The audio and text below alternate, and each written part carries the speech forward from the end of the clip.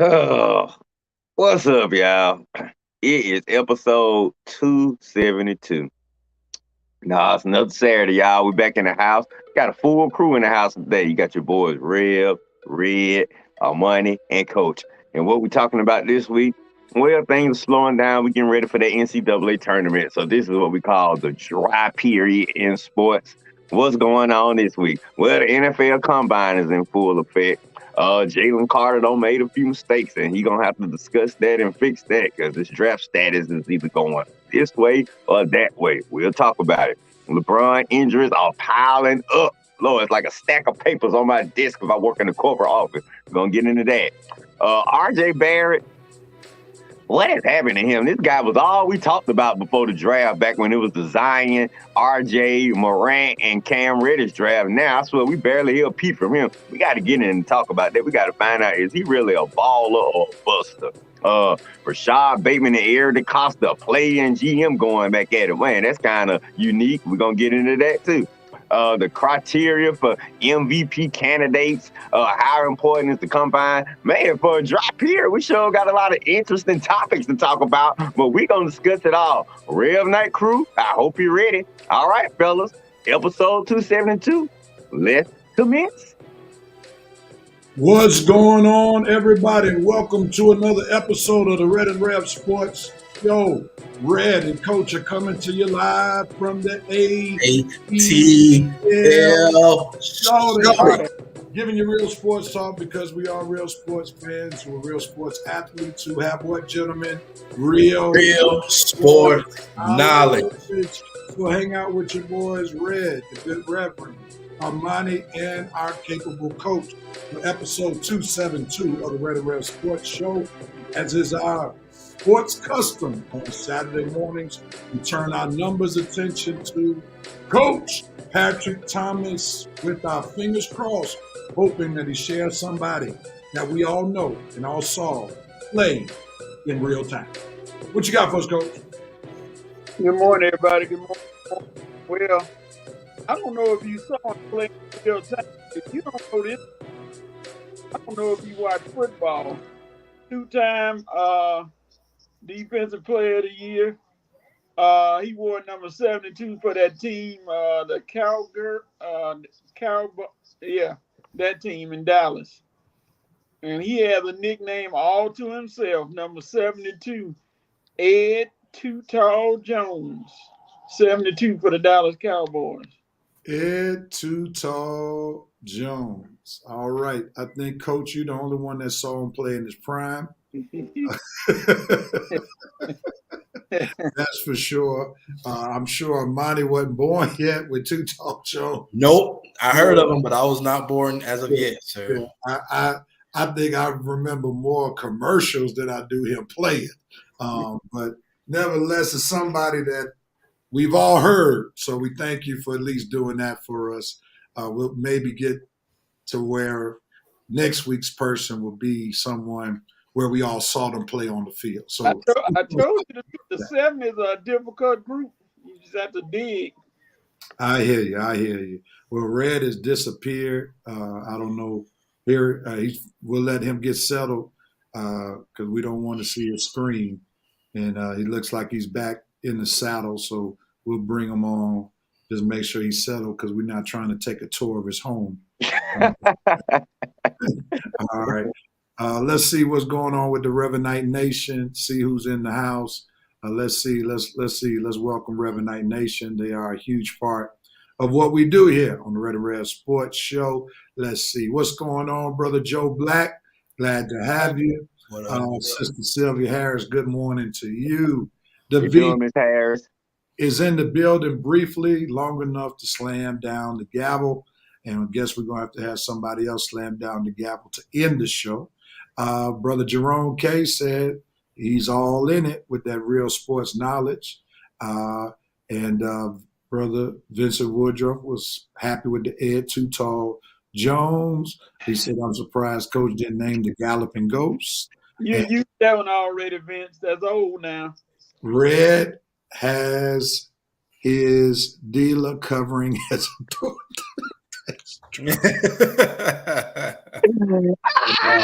delivering that good. Oh my God. All right, gentlemen, let's get down to Red and Rail Sports Show business. You all know how we start off the show doing dope, nope, and cope. So, Armani, I'm going to start with you and go around the horn. Okay. And hopefully, since you were at the pre-show meeting, we will not hear anything that we'll be talking about later on in the show. So do us proud, Armani. What are you doping on? I'm doping on a UFC title fight tonight between John Jones and Cyril Game. John Jones hasn't fought since 2020. Cyril Game coming off a knockout win. Both are standing 6'4". Both have one loss on their record. I think John Jones is going to bring it home tonight. That's just my personal opinion. So I'm glad he's back. So I'm doping on the fight tonight. I'm ready. Oh, yeah. All right, Red, what are you doping on, sir? I'm doping on one. I'm doping on the Falcons for once, okay, and how they cut Marcus Mariota, honey butter, sweetbread, get out the door and don't come back. That's right. We cut you, partner. 13 games of nothing. That's all you did for us. Give us nothing, okay? So we cut you, and guess what? We gained about $12 more million of cap space just for cutting you. So we cut you and get cap space. You don't mess up our cap space like Matt Ryan did when we cut him. All that dead cap, just like his career on the field was a dead reckoning, okay? But anyway, we cut Marcus Mariota and gained cap space. Dope, Falcons. Dope. I want to say that about a lot more off-season moves, too. Dope. Excellent. Absolutely excellent. Coach, what are you doping on, sir? I'm doping on one, Aaliyah Boston, who pulled out her inner LeBron James, and in a game chased a young lady down. She thought she had her an easy layup, and Aaliyah came out of nowhere and said, "Don't bring Kool-Aid to a gin party," and knocked it into the stands. So I'm big up to Aaliyah. Oh, my God. What school she play for? South Carolina. South Carolina. Oh, okay. Don Staley? That's the big girl with the braids. Oh, okay. Oh, the cute one. Like skin? I'm a dope on that one. I'm a dope. Oh, never mind. No. Never mind, real. I'm going to dope on the New York Knicks 8-game winning streak. They have been playing some good basketball, and obviously the signing of Brother Brunson has been an excellent signing for the New York Knicks. He and Brother Randall have been balling, and the Knicks seem to be in the hunt not to be in that play-in. So good big ups rather to the New York Knicks. It's always a good thing when the Knicks are relevant because they are part of the mecca of basketball. So I'm going to dope on the New York Knicks. That is something that we have not done much on this show with their 8-game winning streak. Oh, yeah. All They right. might finally figured it out. What is your note, Red? My note. Okay. Y'all won't be surprised at this note right here. This note goes for one, Pammy George. Okay. What kind of franchise player, max contract dude, supposed to be one of the top players on your team? What are the fans, the coaches, teammates, and overall folks supposed to think when this clown come out and say, don't think of me as a number one option on the team.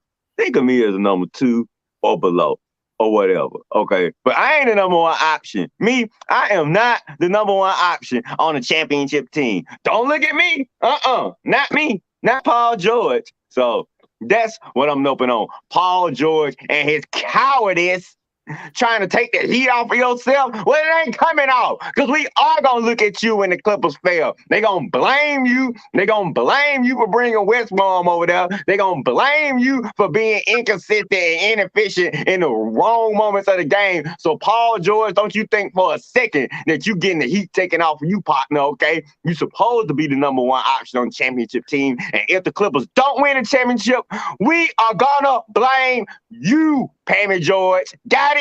So no to your asinine and stupid comment. No! No! No! Coach, what are you noping on? My no moment goes to the Dallas Cowboys coach Mike McCarthy and his little slick shot at his own quarterback, Dak Prescott. Mike, you are calling the plays, I guess now. I assume you are. So I guess if you want your quarterback to get better, you got to put him in position to make him better. You talking about the turnovers, this and little slide comments. That's going. Jared Jones is watching, dog, and you already on thin ice. That better alert the fish because that ice is about to break. You have got to be kidding. All right. I am noping on two teams that lost, one a 27-point lead and another team a 28-point lead in this new NBA. So I'm noping on Dallas Mavericks giving up a 27-point lead against the Lakers this past Sunday. And then I'm noping against the Boston Celtics, giving up a 28-point lead last night to the Brooklyn Nets team that does not have Kyrie Irving nor Kevin Durant, but was led by Malik Bridges. Come on, Celtics. Something is terribly wrong with you all's play, so you all get my nope moment on today. Epic fail. Yeah. All right, Armani. Mitchell, if you watch it, that's my dope moment. Armani, what are you noping on? I'm noping on one. Well, first of all, my Sixers lost the other night to the Mavericks, but no help for Tobias Harris, 10 points. You know, come on, man. We need more productivity from you. You're supposed to be one of our guys, you know, making sparks. So come on, man. We gotta get right. We gotta get right, man. You ain't been playing too good. You have not been playing well. So I'm gonna need you to up it a little bit. Maxey playing well, Harden playing decent, and B playing decent. We need you to go ahead and kick in that extra gear. Come on now. You like the John Collins of y'all team. He got paid too. Yeah, he did get paid. All right, Coach, what are you coping on, man? I'm coping for one. Bryce Young. Mr. Young is constantly getting saddled with. He's only 5'10", 5'10" and 1/8. Let me put the 1/8 in there, get him taller. They say he's 204 pounds, but you may need to do some subtraction right there. He may be around 190, and they think that's gonna haunt him come draft time. I don't think it is. I think he just you got Kyler Murray, you had Drew Brees. You got a lot of short, small quarterbacks who doing somewhat well. So I just say give the kid a chance. But right now, he got to cope with the size factor and GM wondering if he can take a lick or keep taking licks.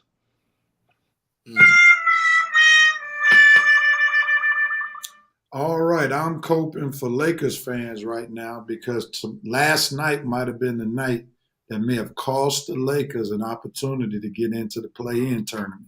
Last night, everything fell in the Lakers' lap.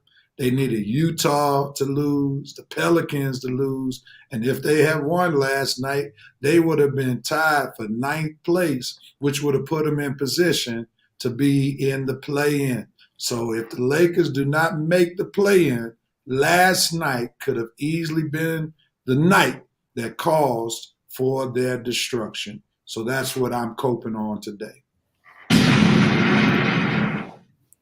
All right, Armani, what are you coping? I am coping with my favorite golfer of all time, Tiger Woods. He won't be able to make the Players Championship. I was looking forward to watching him play. He said it's too much on his back, too much on his legs. He said it's too much. So he's going to sit out this one and get ready to amp up for the Masters tournament, which will be in Augusta, Georgia next month. So, hey, Tiger, I feel for you, man. You get well, get better. I know you're hurting. So, you know, do what you need to do so we can watch you come Masters time.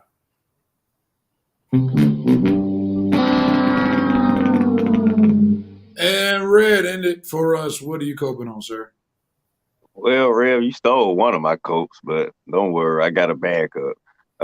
Well, Not what I'm coping with, but the Clippers are gonna have to cope with Russ being 0-15 in his last 15 starts. I have no idea why they traded for him and put him in the starting lineup. You're gonna trade for the guy. You saw we used him as a 6 man. Why aren't y'all using him as a 6 man? But hey, fine. Keep him in the starting lineup. Rev, you say the Lakers might cost themselves. Oh, well, as long as the Clippers keep playing, we might have a smidget of a chance to get in.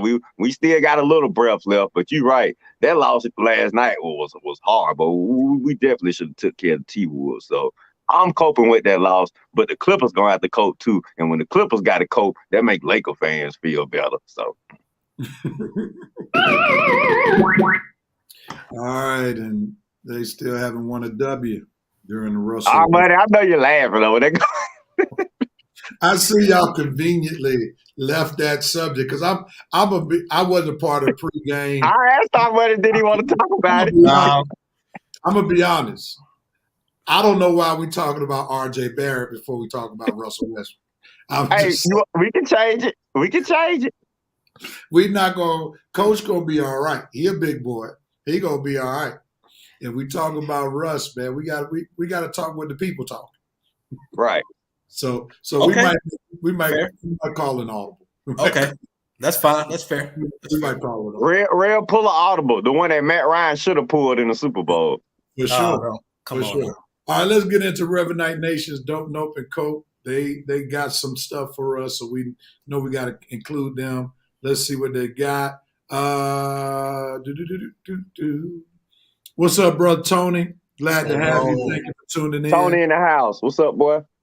Brother Joe Black doping on Niall Ivy becoming the first black female head coach to win an ACC championship. She coaches for the Notre Dame Fighting Irish. So congratulations to Sister Ivy. Brother VP is doping on Gamecocks women's basketball team, winning regular season conference title, still undefeated. They are the cream of the crop. We'll see if they bring it all the way home. The president is in the building, y'all. He says he apologizes for the late check-in. We thank you. We need you to make sure that you bang the gavel since the VP got to go at some point. I was riding dolphins off the coast of Montana. All right. Okay. Great dope coach. Boston wasn't playing with that chick. She didn't foul the play either. All right. You made Mr. Gamecock himself proud over there in Columbia. The president doping on NCAA basketball scoring record being broken. That was Brother Mike Davis's son, am I correct? Who broke the record? Went past Pistol Pete. Did he break it? I thought he came up a little short. Well, he's going to break it. I think he still got tournament play, doesn't he? Okay, I forgot about the tournament. Yeah. Yeah. All right. The VP noping on number 13 from Kentucky's women's team pulled Tennessee's player's hair and then got ejected. They're doing that. Goodness gracious. The day before she mushed a Florida player. You don't know about that terminology, do you, Armani? Mush. Oh, yeah. Okay. Yeah. You old enough to know what mush is. Yeah. All right. Mushed a Florida player with the basketball, causing a slight brawl. No place in college basketball for like that. Okay. That's an interesting way of I didn't want to say it with getting too close to the real thing. So that's why I skipped it. So double note for her, man. Yeah. Thank you for letting us know about that because I sure didn't hear about it. Jerome Case doping on how the UFC consistently gives the fans what they want. He's noping on wannabe thug passion named Ja Moron. Yeah. For the front door. I know Red's been on him all week. Coke Creed 3 is a decent boxing movie. Lord, let this be the last one, man. As long as y'all keep going to the box office, For real? they're going to find another one. So Creed, Yeah. They're going to be the last one. for you. Hey, Real, this one making more money than any of them. About to have the biggest opening of the weekend. They talking about this going to be the last one.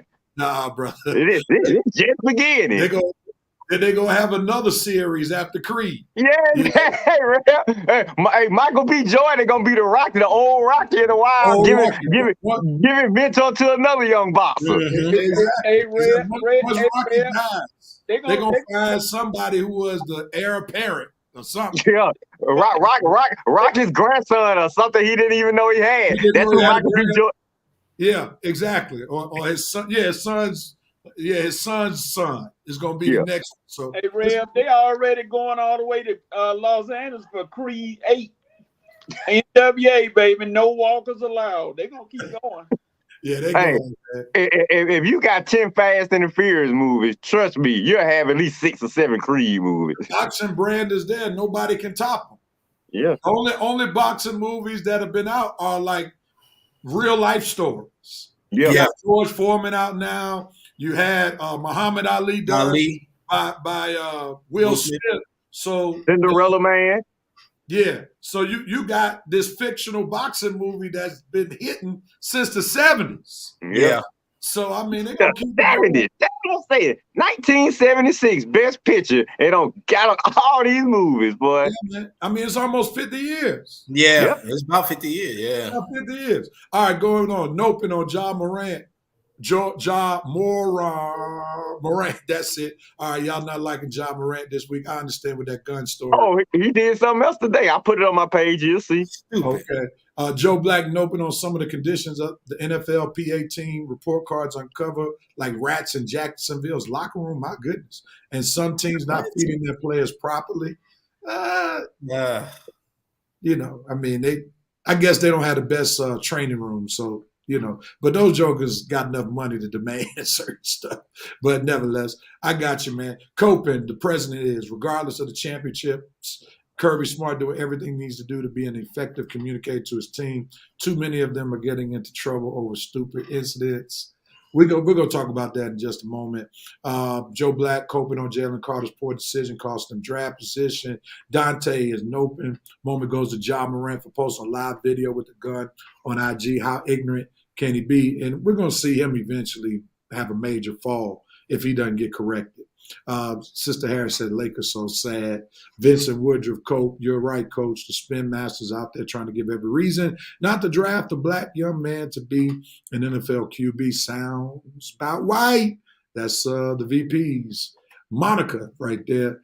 Dante, I forgot about Ja. He's not going to last long if he keeps this up for sure. Sister Harris is doping on the Sixers comeback from 27 points down this week to win. When did that happen? They didn't win, Mom. I'm sorry. They lost to the Mavericks. They came up short. So we're going to charge. You're thinking about somebody. I think you meant to say the Lakers. Yeah, the Lakers came in for 27. I think that's what you meant, the Lakers. She's coping on LeBron's being out for 3 weeks. And, yeah, she is. I don't know how much Lakers basketball she'll be watching as long as LeBron is not playing. Please talk about the tragedy. Russell, see the fans want to talk about him, man. Don't worry, we'll talk about it, Jerome. We're not going to talk about R.J. Barrett. Coach, what'd you say, Coach? I'm sure Jerome can outscore him. Here we go. Come on, Coach. No, Lamar Jackson has no contract. The president is coping on. We are subjected to the stellar musings of one J.J. Riddick. Yeah. Lord have mercy. Brother Jeremy said Creed 3 was good. So, Jerome, another Creed is coming to a theater near you. The VP said Creed will continue to keep hitting, no pun intended. Jerome, you're a hater.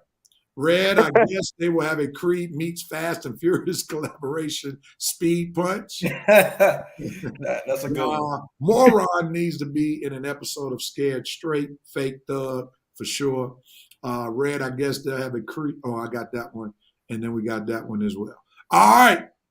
Let's move on, gentlemen. Thank y'all, River Night Nation, for always adding. You all do what you do well. All right, we're just going to go right into Jalen Carter's problems. We know that the two-time, 2 straight, back-to-back coach, champion of those Georgia Bulldogs. You heard that, Armani? Back-to-back.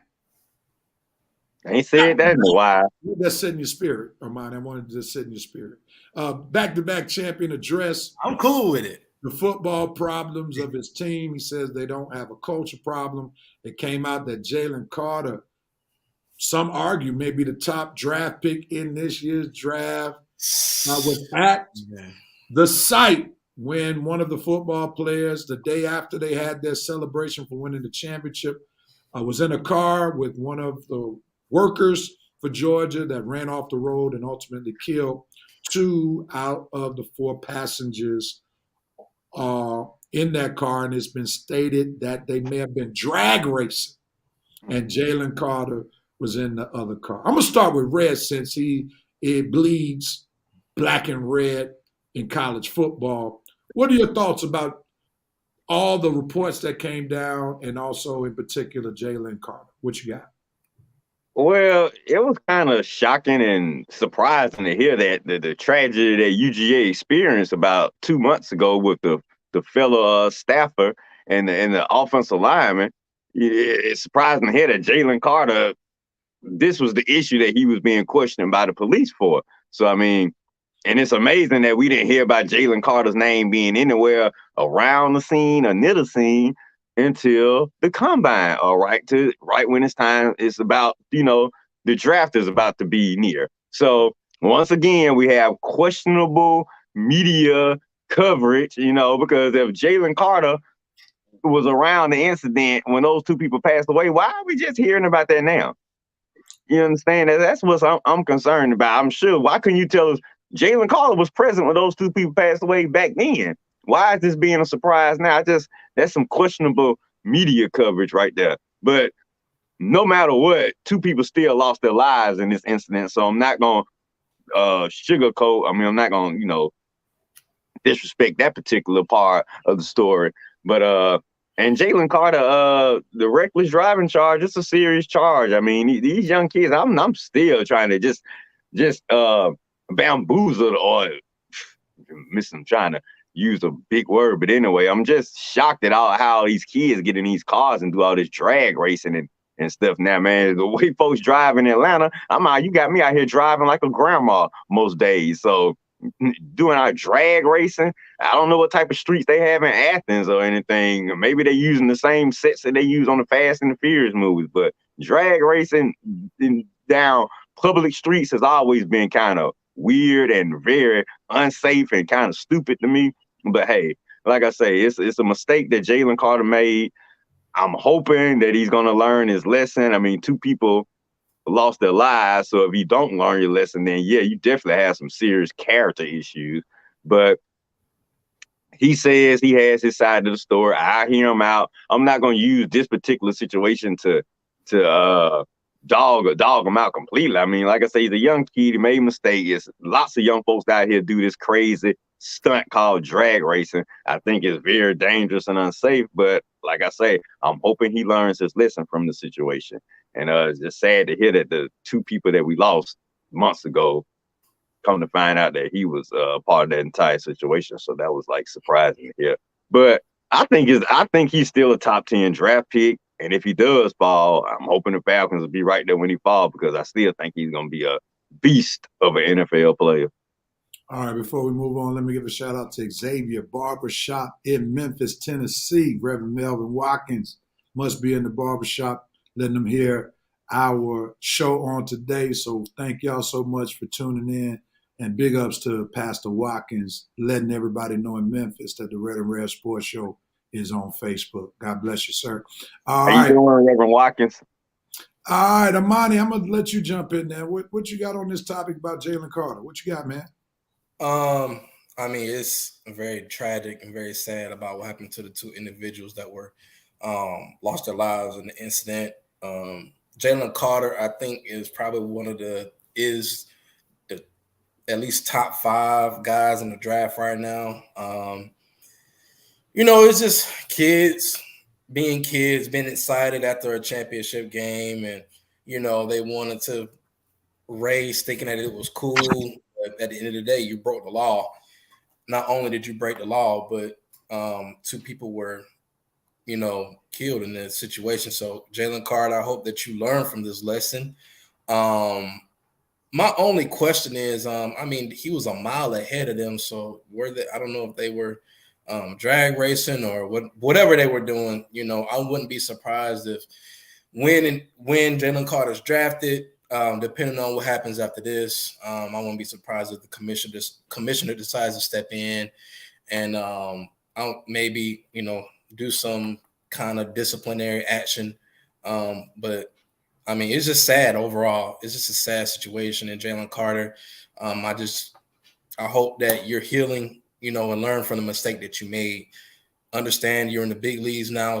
This may cost you couple $1 million, but you made a mistake, bounce back from it, learn from it, So that's all I don't think Adele could touch him on this one because he wasn't in the NFL. Okay. When all of this took place, so that would be beyond his scope of discipline. Okay. He's definitely going to have a good talking to by any franchise that drafts him, and I believe he's going to have that treatment where he may have people watching his every move, especially with the kind of money that he's in line to make, especially if he's drafted in the first round and high in the first round. He might not be able to drive for a while. He's going to have to get a driver. He ain't going to be able to drive himself. And I'm sure if, some team, they got the money to hire a driver. Yeah, get somebody to come get you. Yeah. Coach, jump in there. What you got, man? He did do one thing that was interesting. After he got booked out of the jail that morning, early that morning, he went right back to Indianapolis and had to face the music. And I know they asked him about it, but see, the one thing I hate when people say after something like this happens, he used a Michael Vick statement. When all the facts come out, you'll see that I'm innocent of all charge. No. Don't say that. Don't say that, because anything could change people's mind on top of that. But the only thing that may save him, or probably will save him, is the fact that she was driving 104 miles an hour. She was 3 times over the legal limit of drinking. And he didn't push her car or hit her car or do anything like that. I mean, and if anybody thinks that these GMs are going to look at him and look at this and say, well, our moral character is that we're not going to draft him, because how can we trust him to do the right thing when he does that? You must be crazy. If he don't pass on him and he go to another team and come back to destroy them, they're going to be looking like fools. I don't think the kid's going to do anything else. I think the lesson learned is a stupid move. And now he's ready to play football. They're not going to pass on him. But I tell you what, I doubt if he dropped real far. He may drop one spot or two or anything, but, they're not going to drop him. Like some people saying, like, he may drop out the first round. I said, you do not know football at all if you think he's dropping out of the first round because of what happened. That would be insanity to think that people would pass him up because of something like this that happened. Although it being a tragedy, they would be crazy to pass up on him. They're not passing that talent. That's generational talent right there that can help their team right now. So they're going to put their moral compass on for the first week or so, that everybody see how they're concerned and how, we got to talk to him about this. This is concerning. But as soon as April 15th or whenever you hear that you hear that noise for the draft, you're going to hear his name before they get out of the first minute. Now I'm gonna say this. I don't know if that is going to be completely factual, because even before this incident, there was questions about his character. Yep. They even talked about it during the season, and this right here kind of magnified what some people were saying. Also, I think what's going to really be a determining factor will be, I think there's the court hearing before the draft. Mm. So that court hearing, I think, is going to play a major role as well with his draft positioning. If it looks like he's going to be tied down in the legal matters for a while, some folk may want to take his hand off him. But he is a generational talent. He is arguably the top player in this year's draft. If he didn't have some of the character issues, then it's arguably that he could go, as the first pick. But we're definitely going to see, and I just hope that Brother Carter gets his life together. Great talent, did a great job at the University of Georgia, will always be remembered as one of those major dogs that came through during this championship era. And, we just hope that he learns from his mistakes. And, this thing could go either way. On one hand, I hope the severity of the matter allows him to understand what he's done to not put himself in this position. While on the other hand, if somehow he gets kind of a slap on the hand, that could just think he's invincible, cause him to think he's invincible from getting in any kind of trouble, and things can escalate. So, this thing could go either way. Yeah. And what he did was, Coach, his agent told him to do that. The agent tells you, hey, say this so that people think you're innocent. So that's just kind of what they have to do. They're saying that they're innocent, and he had to go turn himself in and get right back to the combine kind of makes it look like that he's innocent. So those are things that his agent had him to do so that he doesn't lose draft status by having the appearance of looking guilty. Yeah, it made me think about the same way with Michael Vick. When everything comes out, it's going to show you that I'm innocent. I'm like, Well, Mike didn't have any guidance. Mike was doing that on his own. I think Jalen Carter has the guidance of an agent that's trying to protect his draft status and also trying to protect his commission. So it's totally different right here. Mike was trying to protect his lie. Yeah. That's the little difference in this situation. But good conversation on this. Go ahead. A lot of it's starting to be a growing thing on campus where they're saying that and I mean, like, you didn't know this already, the kids on campus, considering that it has happened with 4 different players since they won a championship, are starting to say, well, all you got to do is be a UGA player and you can get off with pretty much anything. That's the way they starting to feel, because they like, okay, if I had done it, would I be getting all this treatment and everything because he won the championship with Georgia?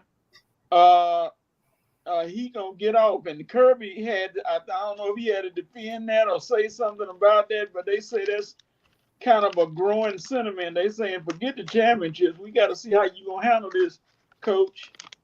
So, well, my thing with that is Kirby Smart runs a very tight program when it comes to football and at UGA. He's very demanding. He's a no-nonsense type coach.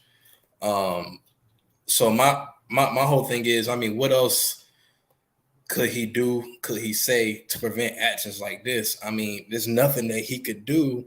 So I hope Kirby Smart doesn't, because at the end of the day, people are going to do what they want to do. Players or no players, staff, no staff. They're going to do what they want to do. So, I hope that he's not I seen the interview. I hope that he's not beating himself up too much about it. But it's that's the nature of the beast. Not his fault. Oh yeah. Yeah. I can just tell by his demeanor though that he feels guilty. There's some people blaming him, saying it's a culture thing, and the reality is that there are certain things that the coach can't control. He can't control once they're out of his view. And, here's to the reality. There's not a whole lot to do in Athens but to get in trouble. That's true. That's true. Let's just call it for what it is. The best thing that Athens is offering is the school, and then it is relatively close to Atlanta. And that's the best thing that Athens offers. The restaurants, the Hog and Slop, or whatever the name of that restaurant is. You can get through Athens in like 6 minutes. You want you to go to the right side to see all the stuff they got over there, then go to the left side, you've seen Athens. And then, besides what's going on campus, there's nothing much to do. And I can speak definitively about Athens because that's where my dad was born. So I've spent many a days in Athens, and ain't much to do in Athens, Georgia. All right, but let's move forward. And good conversation. Thank y'all, River Night Nation, for chiming in during our talk. Let's go into real quickly LeBron's injuries. LeBron hurt himself badly last week. It looks like he's going to be down for 3 weeks. Let's go into what does this mean for the Lakers? Do they get in the play-in, or will they be exempt? Or not exempt, but they will not qualify for the play-in. I'm going to leave Red last, give him a little extra time to talk. Armani, your thoughts? I just, without LeBron James, I don't see it. That's I mean, from how they played the other night, I'm just not convinced that they can do it without him. Because they missing that leadership. So it's at the end of the day, when LeBron is out, it's like, okay, who's gonna step up and lead the team? Yeah, he's on the sidelines, cool, but it's another thing for being on the sideline than being on the basketball court. So we all know street clothes ain't gonna be the leader. So who else is gonna be there to step up and be like, look, guys, we can win these games without him. Let's go ahead. And I just don't see nobody on the team that had that leadership feel and that leadership role that LeBron James feels. So, I think they'll be out. Without LeBron, I think they'll be out. All right, so you're predicting in 3 weeks if LeBron comes back, it'd be too late. It'd be too late. Yeah. Coach. It's pretty much over. It's over. No, I'm just kidding. You got the fact that I know you wanted to be over. It's the same thing that's been hurting them for the last 2 or 3 years. Key injuries at the wrong time. They get injuries at just when they seem like they turn the corner, then boom, injury here, injury there. And that adds up. And then LeBron, that's close to 30 points a game, and plus leadership that you can't afford to be without. Now, here's the thing, though. The schedule is favorable. They got a favorable schedule to try to get to where they need to be. Can they pull it off if Anthony Davis stays healthy? And see, D'Angelo Russell, I guess he's back now. He was hurt. So like I said, these injuries coming when they had momentum built up, injuries come at the wrong time. When they had turned the corner, letting everybody know, hey, we coming. But now you lose your main guy plus another key guy. So it's gonna come down to the wire. Let's just put it that way. Will they make the play-in? Yep. Okay. All right, Red. Let me give a different question for you. Thank you. Coach made mention of D'Angelo Russell. We know he hadn't played the last 3 games, I believe. Mm-hmm. He's set to come back relatively soon. He may come back tomorrow against the Golden State Warriors when Steph Curry comes back against Golden State. So do you think the addition of D'Angelo Russell will help carry the Lakers into the play-in or be in position for them to be in the play-in while LeBron is gone? Oh, I do, but he got to come back. That's the thing. We need him back. I mean, with all the additions we made at the trade deadline, to answer your question, in 3 weeks, we'll still be alive. We'll still be alive because of basically coach pretty much took all my thunder in his answer. I wasn't sure what side he was going on, but the schedule might be the Lakers' best friend right now. I mean, being that after we get through this little gauntlet of playoff teams, they might have the easiest schedule left. Now, Anthony Davis inconsistent in and out the lineup, D'Lo in and out the lineup. These injuries, like Coach said, these injuries are hampering us right now. But to answer your question, do I think we'll be out of commission once LeBron get back in 3 weeks? No, I still think we'll be alive. Do I think the Lakers will make the playoffs? Do I think we'll get to the 6th seed before the end of the season? With these losses we losing right now and the losses that we lost before that we probably should have won, that's probably gonna cost us that 6th seed. But will it cost us a position in the top 10? No, I think the Lakers will do something. The Lakers will probably sneak into that play-in game because LeBron will probably come back maybe 2 weeks left in the season, the Lakers will probably be right there on that edge, and he'll probably push us over that edge to probably get into the play-in tournament. Now, will we come out the play-in tournament? Well, we might need to have another discussion in about a month and a half from now, because that's going to be a question. But to answer your question that you asked me right now, do I think the Lakers will still be alive when LeBron come back in 3 weeks? I absolutely do. I think the Lakers will be alive because the standings are so close. Right. And you're going to have all of this juggling constantly. So when you have about 3 to 4 game difference between the 7th seed all the way down to the 12th seed, it doesn't seem like anybody's just going to go on a run of winning 6, 7, 8 games in a row unless you're either Denver or Memphis, who's not really in that pack. But I ain't worried about them. Might well put Sacramento up there too. Them top 3, I think they set right there. All 3 of those teams are pretty much set, and everything else is up for grabs. Yeah. So if the Lakers can just capitalize on winning the teams that are not playoff, win against the teams that are not playoff, right, then they're fine. So they just have to win those games like they won the other day against Oklahoma City without Shea, Gilgeous, Alexander. And then if they can keep winning those teams that are not playoff bound, then they should be straight, and they should win decently. We might sneak an upset or two, because like you say, we were right there with Minnesota into the ball just dropped in that third quarter yesterday. But I'm saying I think the Lakers might win 1 or 2 games they're not supposed to win. It might be tomorrow. With D'Angelo Russell, yes. Without him, no, because you need that extra score. Right, you're right. I agree with that. So that's why I say we definitely need D'Lo back soon, because if we had the full team without LeBron, but LeBron just the only one missing, but we got D'Lo, AD, the other guys, I think we can hang with some teams. But you're right, D'Lo, because we already missing LeBron 30 points, and D'Lo, he can go hot and get you 25 to 35 points in an instant anyway. So we missing that too. Yeah, that's gonna definitely hamper us some. What is Jerome talking about? Jerome is trying to, tarnish LeBron's legacy because he's saying, why are we talking about the Lakers just making the playoffs rather than winning championships? And there's a thing that you should know as a preacher called context.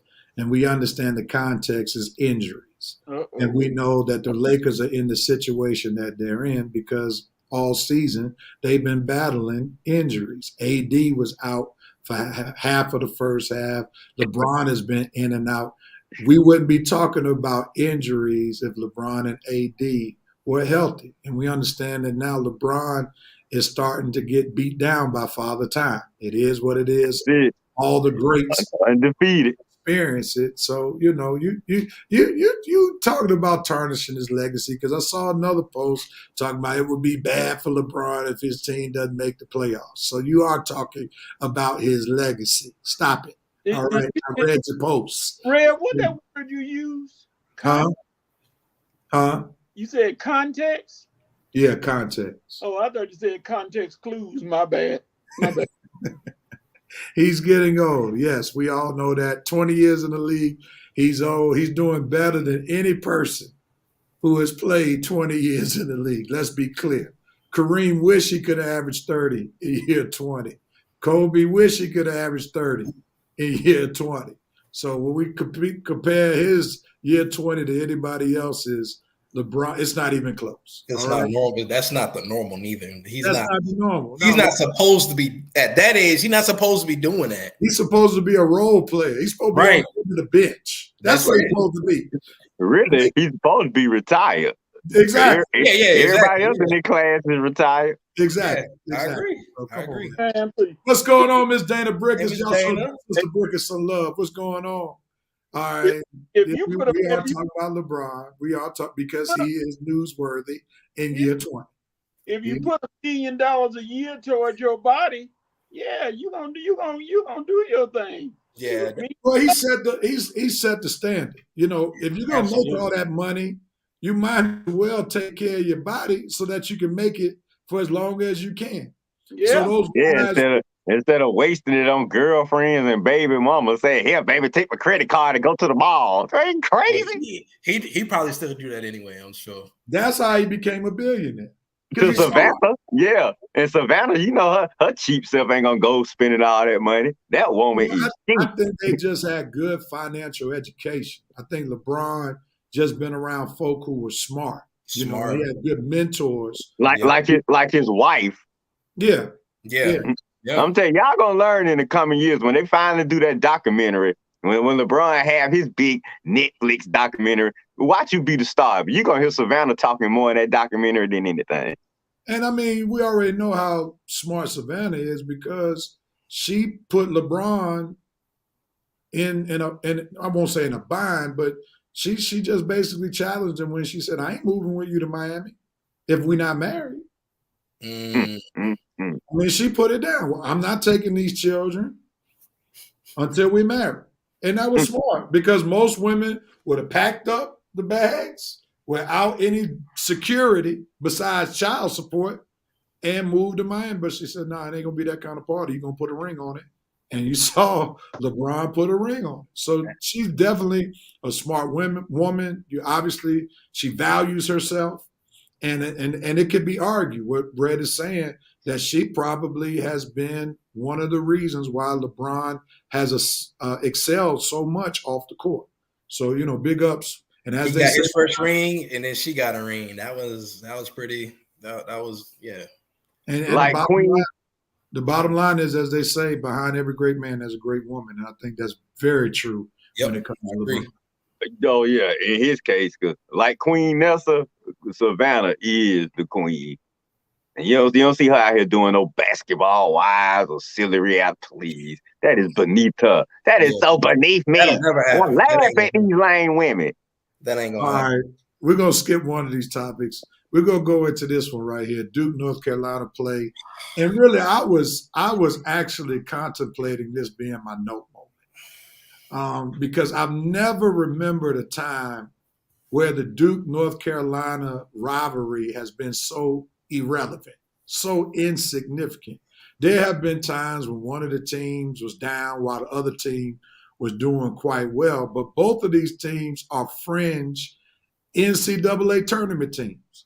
I've never seen a time where there is no bona fide pro on either roster. I mean, I think we're probably one of the few shows in America that's talking about Duke, North Carolina this weekend. I know ESPN might have mentioned it about 5 minutes with Jay Billis, but this used to be a segment in itself, a show within itself chronicling the history of this particular rivalry. And there is absolutely no fanfare. The only story I've heard from this game is North Carolina is in a must-win situation in order to go to the tournament. They have to beat Duke. This was like, remember in high school, Rev, when this game came on, that's all we were talking about during the day. I remember when I was in college, Vince Carter was there, Antoine Jameson was there, Jeff Capel. We would shut everything down. There would be no activity in the dorms when Duke, North Carolina played ball. I mean, that was just must-see TV. And I can't even lie. I may watch 2 minutes of this game. I may watch 2 minutes. All right, Coach is the North Carolina fan on the panel. So Coach, are you enthused about this game? And should others be enthused about this game? Talk to us. Well, being that it's such a close rivalry that people say, because the last 100 games that they played, 50-50. Duke won 50. Carolina won 50. Wow. You know, it does that natural, angry rivalry that's got to be there between the two teams. They don't like each other worth of nothing. They can't stand each other. And Duke is in a position to take Carolina, chop their head off and say, go to the NIT and act like you can play basketball, then come back and see us. Even though I don't think they would go to the NIT because of just the pride. And Hubert Davis not fighting for his coaching life, but he fighting for North Carolina life because North Carolina not making the tournament is almost like spaghetti without meatballs. Now, let me ask you this, Coach. Do you think nationally people care?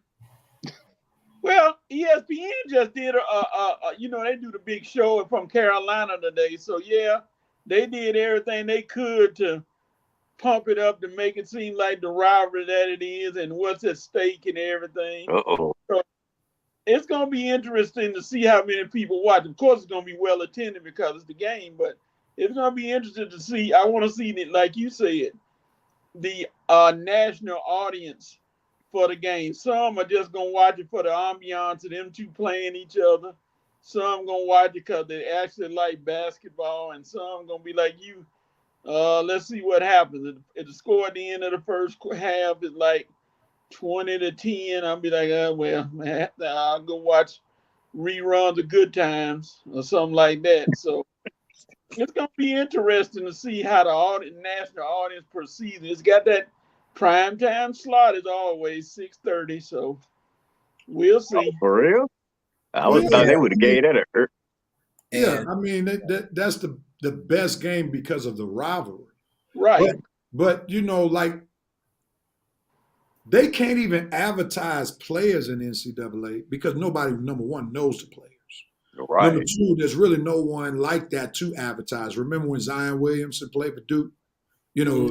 Zion Williamson, whenever you saw Duke, there was a picture of Zion. Who's putting a picture up of any of these guys who are fringe ball players at best? And the I greatest don't even know who play on the team. the greatest thing for college basketball is this, especially men's, is that they have loyal fan bases. They do. That's what's keeping college basketball alive. That's what's going to keep March Madness alive because you got these alumni associations that have gobs of money. And as long as their teams advance, it doesn't matter how good, bad, or they don't have that star name, as long as their team advances, they are going to support the team. And that's the saving grace for college basketball because the women's game is a far better college product than the men's game because at least the women's game has some star power. How many times have we heard Coach talk about Aaliyah Boston? At least 2 or 3. 2 or 3 times since we've been talking about college basketball. He talked about the young lady from LSU. Star power. Right? But we haven't heard one name besides the dude from Alabama. And we talked about him more so about should he be on the court or not. Because of, what if we think he, some people think he may be charged or not. But besides him. Yeah, you're right. Now that guy from Alabama, he's good. I mean, to be honest, because I moved to Charlotte, North Carolina my 8th grade year, and I spent time up there in North Carolina. I mean, it surrounding that whole rivalry in the Carolina is crazy. I mean, I remember when I used to work at Finish Line. I mean, we would break out all North Carolina Duke gear, and it'd be that week, the week of the game, it'd be gone. I mean, it's selling like crazy. Some of the referees from up there come down and come shopping, and some of the players come down and come shop. I mean, my goodness. I mean, they are the fans in that area, I will say, are loyal.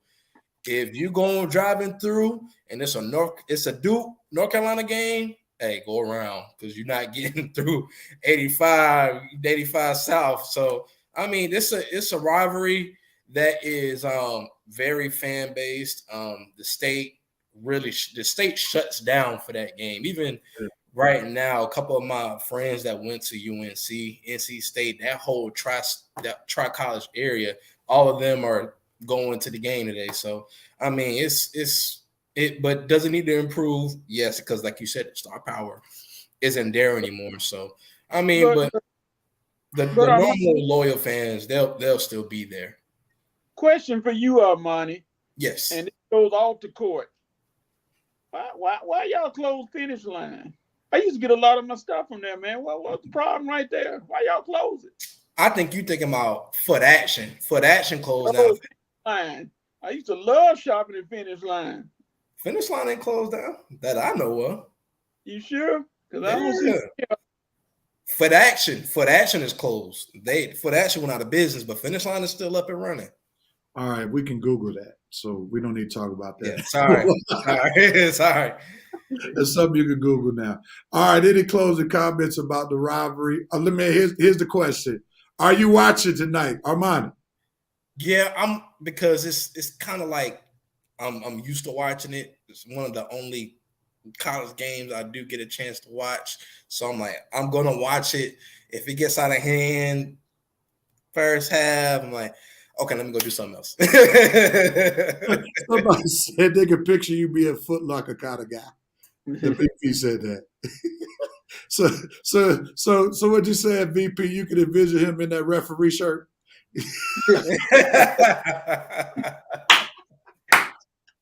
All right, oh man. Finish Line is now in Macy's. Okay, that's interesting. All right, Red, you watching? I'm here. Oh, am I watching? Oh well, I'm celebrating my nephew's birthday today, so I don't know. Maybe when I'm at the pizza restaurant, I might have a chance to check my phone and see what's going on if I even remember that it come on at 6:30. But I'm just like y'all, back in the day. I think that the whole thing is just like you say, Real. The star power has just dissipated. I mean, there's no players that you looking forward to seeing saying, okay, let me see how that player show up tonight. So that'll give me an idea how he'll show up in the big games in the NBA. I don't know anybody on Duke right now. I don't know anybody worth the NBA pro level on UNC right now. Like you say, we had Zion back in the day. Let's look at these names. You had Michael Jordan back in the day. You had Vince Carter back in the day. Stackhouse, Antoine Jameson, Grant Hill, Christian Laettner, Kyrie Irving, Brandon Ingram. I'm just naming Duke and UNC players. You don't have that star power no more these days. And without the star power, Red considered himself a star in his own right. So without star power, without one of my peers to see, why am I gonna watch this? I need star power. I need that guy to just jump right off my screen and say, watch me. I am finna take over this game. No. All they gonna do, like Armani said, is probably put me to sleep. I'm gonna have the remote in this hand, ready to change the channel if I don't get what I want. So college basketball has just become the NCAA tournament, man. Even Duke and UNC rivalry can't push this sport over the hump like it used to. So will I watch? Probably not. Now I got a question for Rev, and I think I might have asked this question a few weeks ago. How does the NCAA fix this problem that they are having with it's not being as competitive as it used to be maybe 5 to 6 years ago? I think what they need to do is look into adopting. Well, first they need the NBA to help. And that is the NBA is going to have to adopt allowing high school kids to go back into the NBA, come straight from high school into the NBA. This is how that will help the NCAA. If they do that, then the NCAA basketball should adopt the same rule that they already have for NCAA baseball.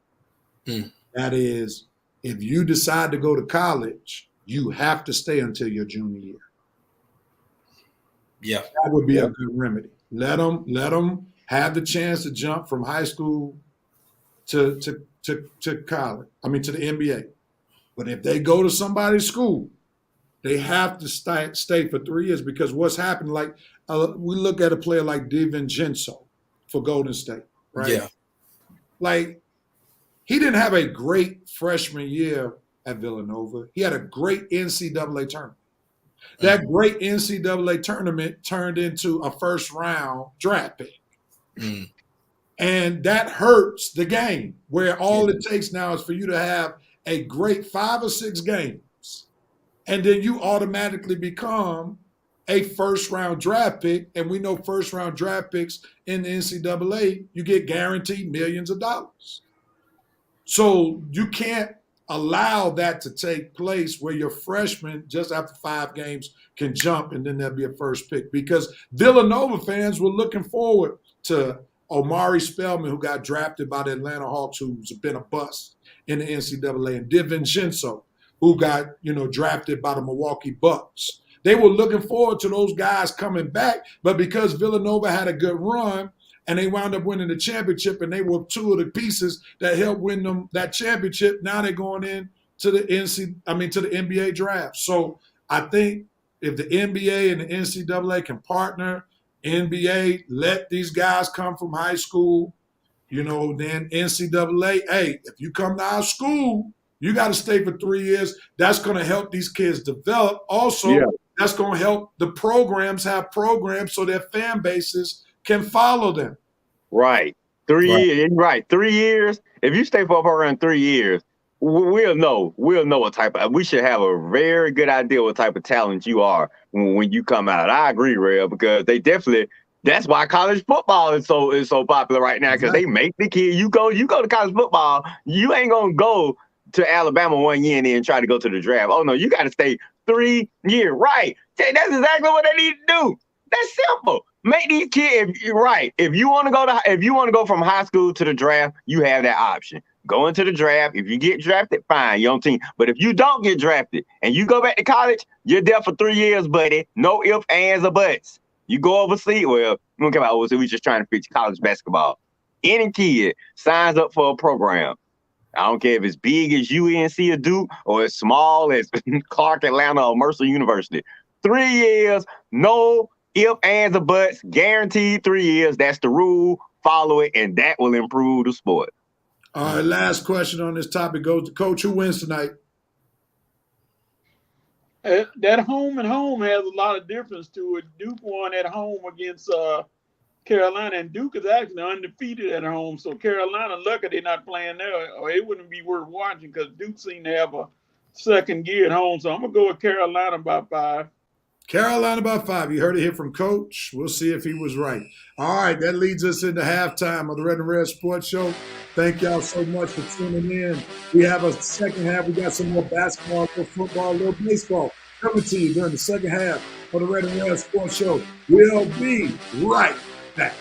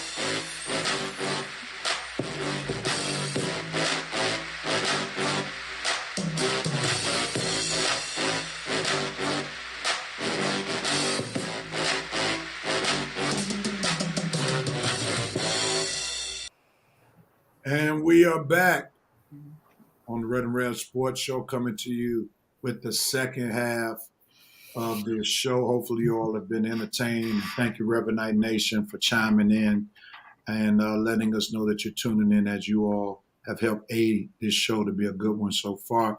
I must admit, before we go into the second half, I just had a Red and Red Sports Show nostalgic moment. I just remember the days when we used to be in person. And I would remember Coach doing one of his famous dances, and then coming out of it, he would have a beat and he would freestyle. I just had a Red and Red Sports nostalgic moment. I had to bring that up. I said, that's the one bad thing that's come out of the pandemic. Yeah. We don't have that freestyling anymore. and then the dancing, we don't really have it like we used to. But this format affords expansion and more variety, and has allowed me to stay on the show because it would have been hard doing the show with me being in Pennsylvania and y'all. Lord, I would have had to get up and drive to Coatesville every morning or every Saturday. We would have to find quite a few sponsors in order for that to happen. I would have had to start a plane or something. All right. Let's see. Jerome K says, should the NCAA need to pay the players for those 3 years? They already get meal They're deals. already getting paid. Yeah, they're getting paid already. For those who are about that life. Those who are about that life. Oh, okay. I see what y'all saying. They're already getting name, image, and likeness deals. It don't matter. Yeah, it don't matter. Yeah. Vincent Woodruff is out. All right, man. Thanks for hanging out with us for a half. The president hopefully still around so he can bang the gavel. We have to get Joe Black to do it. All right, Vince. All right, let's move forward, man. I took some liberties to change a little bit of the 5 for 5. So y'all know how I do it. So I'm treating y'all like my church. There's a program, but it's always subject to change. Subject to change. There you go. Thank you. And my sports spirit. Depending on how the Holy Spirit is moving. I'm gonna say I ain't gonna put the Holy Spirit on it. I'm gonna say my sports spirit. Okay, that's fair. That's fair. But yeah, it's always definitely subject to change. All right, man. Here you go. Sister Bricker said this. We'll be waiting for your visit to Coatesville, Red. Yeah. All right, let's move forward. Here we go. 5 for 5. And the VP would have said Q Lunis if he was still around. Q the Lunis. There we go. And real. Here is the first topic. Get y'all ready before I cue them. How important is the combine? We're going back to football. Lunis, come on through with us. Come on through. Here we go. Each person got 1 minute, 45 seconds, single screen, 15 seconds, group screen. And if you go past that minute, you already know that mute button is working. It's alive and well. So let's get ready, get started. Red, you on the clock. Get ready, get set, go! Go. All right. How important is this doggone combine? Well, for those top players, I want to say for those top players who are projected to be high picks, I think whatever they don't do at the combine, they can always take care of on their pro days. But for those lower round picks who probably need that extra pizzazz or extra, pump up for their name to reach higher and to reach more people, I think the combine is extremely important for them. So if you projected to be a high pick, not that important. But for those second, third, fourth rounders, players on the bubble trying to get their name in the spotlight, trying to get their names on the NFL GM's radar, I think the combine is extremely important. So combine is important. The pro day is important, but don't neglect the combine. I'm done. Go ahead. Coach! Well, you look at this, every year there's always somebody at the combine who was talked about, but not really talked about. Then they come out like 4-2, and everybody, wow. But don't forget, it's not called the Underwear Olympics for nothing. You run a 4-2, but defensive side, you can run fast. Okay, so it's a blessing. Some people are helped. Some people they like, okay, and then they do something else good, and it's like, okay, we'll have to think about it. Armani, jump in there.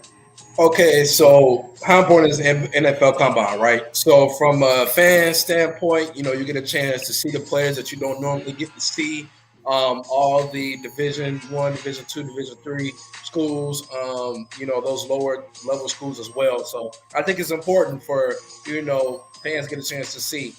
As far as from a GM, NFL scout standpoint, in my opinion, it's good to, again, see those lower level schools, low level players, see if they can improve their draft stock by the measurements, by the drills, by the 40 time, by the weightlifting part of the process. So, I mean, it's a great analysis review for GMs and scouts to kind of get a chance to look at these players and see where they may fall, where they may be able to get them, or for players also to be able to improve their draft stock. All right, we got some comments. Joe Black says, I don't like the combine make people forget 3 or 4 years of playing we saw. Just because you can bench press and run like Mike Bamula doesn't mean you should be a first rounder. Jerome K says the combine is no longer necessary. There's enough real game film available.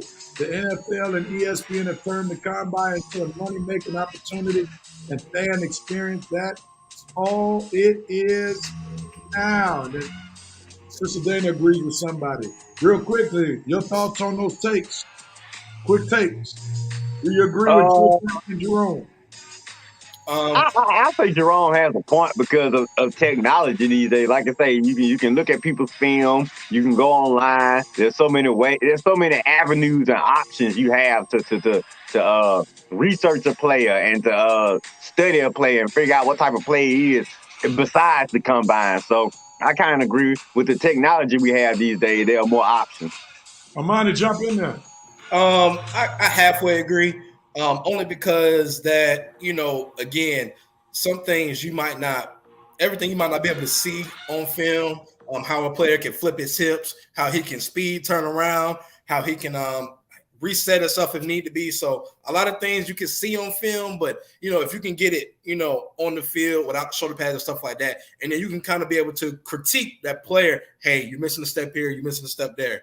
But as far as fan experience, of course, it's a fan experience, money-making experience. At the end of the day, the NFL is what, y'all? A business. Coach, any closing comment? If all words are spelled right, he has a point. All right, we're going to move on to the next topic. Coach's favorite guy, Russell Westbrook and the winless Clippers. We're coming to you, Coach. Get ready. No, you're not. Get set. Go! You look at what's going on with them, and, you look at the team as a whole, it's got to be a mental thing right now. And if you can shake the mental aspect of this losing, because the 2 games against Sacramento, they had no business losing. And Sacramento is one of the top 3 teams in the West. 2 games like they did, you feel like you're doing well, that's got to be mental. And just like the Knicks got an 8-game winning streak, everybody's talking about it. Next thing you know, the Knicks could lose 5 in a row, and all that talk will be like, oh, well, they did look good. So, it's mental to me right now. I think it's mental in all their heads. Do what you do. You keep playing. Why would the load management, which I can't stand at all. He played one part of a doubleheader, then sit down. I don't like that at all. Armani, jump in there. Russell Westbrook and the winless Clippers. I mean, what do we expect, y'all? What do we expect? What do you expect? He had a decent showing last night. 27 points, 9 rebounds, a few 5 assists, something along those lines. I'm not completely sure about those stats, but I mean, it's Westbrook. He has games where he does great, games where he doesn't do great. Too inconsistent, non-shooter, non-factor. So with all that being said, that's a recipe for what? Disaster. So I mean, he just doesn't. Plus, he also doesn't fit with that type of the players that they have around him. So I mean, it's what's to be expected. That's all I got. Brett. Well, I might do more laughing in my 15 seconds of the talking, but not surprised. Turnover machine, bad shooter, bad 3-point shooter. But like I'm saying, honestly, it's really not all on Russ. Okay, you got to blame the Clippers for some of this. Okay, bringing them in for one thing, then putting them in the starting lineup for another thing. Listening to Paul George, another thing. Not reading Kawhi's body language, that's another thing. It says it's not all Russ' fault. It's the Clippers' fault as an organization. Okay, but like I say, as a Laker fan, I'm just glad it ain't us. I'm glad that that part of our era is over with. We can move on. And like I say, not my problem anymore. Enjoy Russell Clippers. All right. Nobody's commenting on Russ. Westbrook. I think what we saw this past week, especially when they played the Warriors, is a recipe for disaster for the Clippers. Yeah. Because in the playoffs, you can't have somebody out there who's going to be left wide open and who can't shoot. That's crazy. As I shared in the chat, at some point, Russ has to take it upon himself to say, I'm not going to let these teams keep disrespecting me like this. Like, I got to become a better shooter. I'm going to find a shot doctor or somebody. And, I saw Vince Carter go from a major athlete to a three-point sniper. It can happen. LeBron. That's how he extended his career as long as he played. Yeah. Because he was able to shoot the three-point shot. Vince Carter did not come in as a three-point shooter. So the precedent has been set. Jason Kidd extended his career because he could hit the three-point shot. So it's possible. LeBron James. Well, LeBron, he can still out-muscle most people. That's where he makes Yeah. He still got his inside game. Yeah, He can shoot though. He can shoot better. He can shoot better now than he what he shoot could. better, but Yeah. he's not like a 3-point. Like Jason Kidd and Vince Carter started shooting the three ball with Yeah. consistency Yeah. towards the end of their career. LeBron has those ebbs and flows where he's hot one night, cold another night. But Vince knows you could count on, like even when Vince played with the Hawks, he was going to hit at least 2 3-pointers Yeah. toward the end of his career when he came. So I think Russ has to look at himself in the mirror and say, listen, I'm not gonna let these teams disrespect me. I'm gonna work on my shot, and I'm gonna be a decent 3-point shooter where they just can't leave me alone. Because what Draymond Green did the other day was just absolutely ridiculous. Where the dude almost near the basket while Russ is at the top of the key with the ball, man. That's just disrespectful. All right, we got a couple of comments. PG gonna regret trying to pay back his friend. And that's what guilt will do to you, for sure. Yeah. Westbrook is an elite athletic player who doesn't understand the game, time, situational basketball. He is who he's always been, and he refuses to change. He's no longer an elite athletic player. That's part of his problem because he made much of his basketball money because he was probably, arguably, the greatest point guard in terms of athletic point guard ever. But he's no longer that elite athlete, and yeah, he doesn't have the best basketball IQ. Rev, you are preaching now. Russ refuses to add any tools to his game, and he's becoming a lot better. Insanity. Coach, were you about to say something? Go ahead.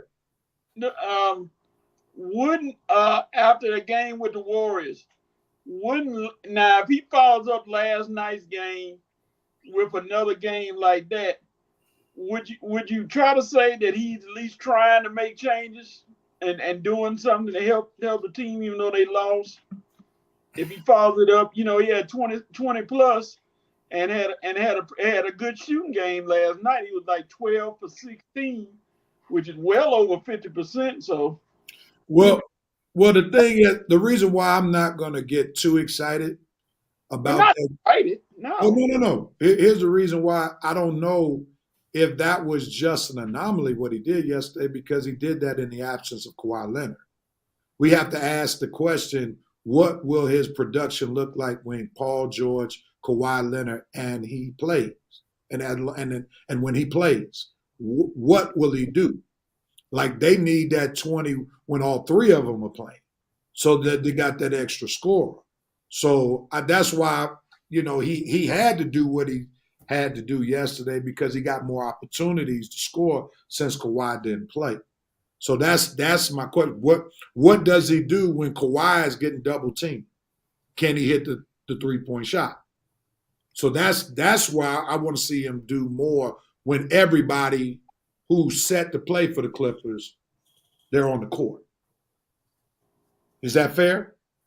Yeah, but I almost don't see him throughout the rest of the year. Even if the Clippers come back and have a good playoff win and get to the playoffs like a 5 or 6 seed, I don't see him still not getting any credit, even though he plays well. I think all the credit is going to be looped off him, and it's going to be looped on the other guy because so many people have just a negative connotation of him right now, and that is not going to change. He could average 30 a game for the rest of the year.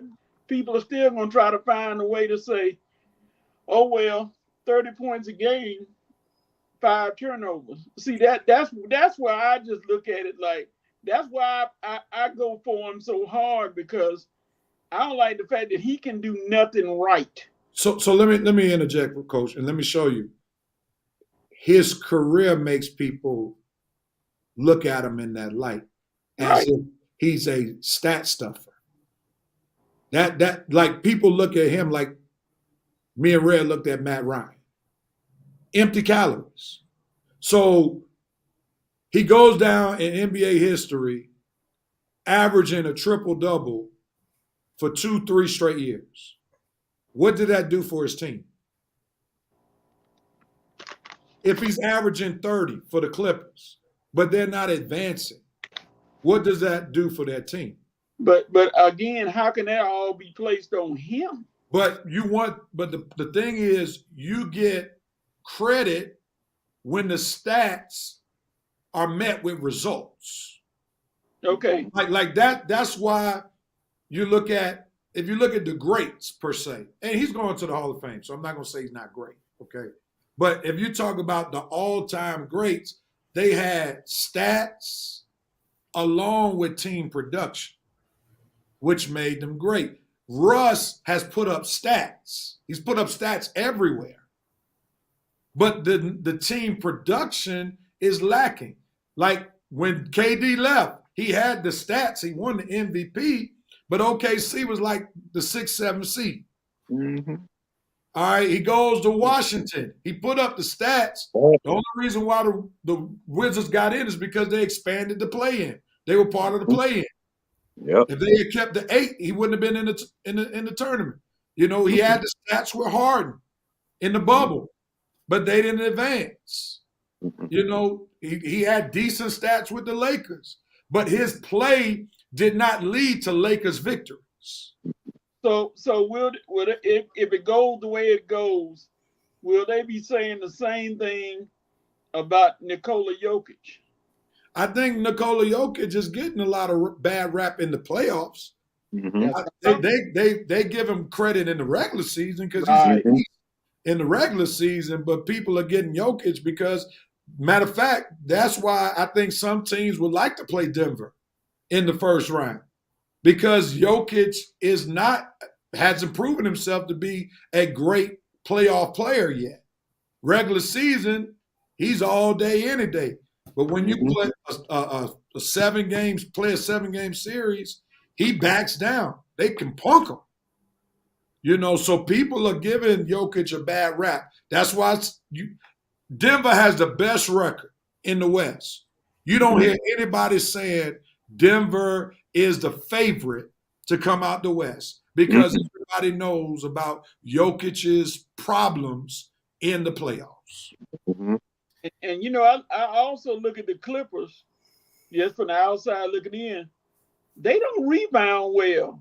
Big Z not playing, even though he's not a scorer, but he gets some movement in there. Morris is out. They don't rebound well once they shoot, and they miss a few shots. They don't do good on the rebounding, and that done had one shot down. I saw that game against Sacramento. It was a lot of one and out shots, and I'm like, that's not gonna win a game. Well, here's the thing. The Clippers actually messed up their roster more than they helped their roster. Yeah. Draft deadline. Because you want somebody like Luke Kennard who can shoot the ball. Like, the way the Clippers should be playing, in my humble basketball opinion, they should be using him like the Scottie Pippen. Like Scottie Pippen was used with the Bulls, because Paul George can handle the ball reasonably well. Kawhi handles the ball reasonably well. So this is why you want somebody who can shoot the lights out. That's just like they should be using him as a poor man's LeBron. Like, you never saw Miami. Well, they had Kyrie in Cleveland, but let's go back to the Miami days. They had Chalmers. He wasn't no pure point guard. He was a point guard that could hit the open jump shot. And that's the kind of guard that they needed instead of getting somebody like Russ, who is ball dominant, as well as can't shoot with any regularity. So they actually hurt their roster more than helped them. I'm like, why are you trading away Luke Kennard when he's one of your best shooters? Now, I do like the addition of Eric Gordon. I do like the addition of Eric Gordon. Kennard too. Memphis.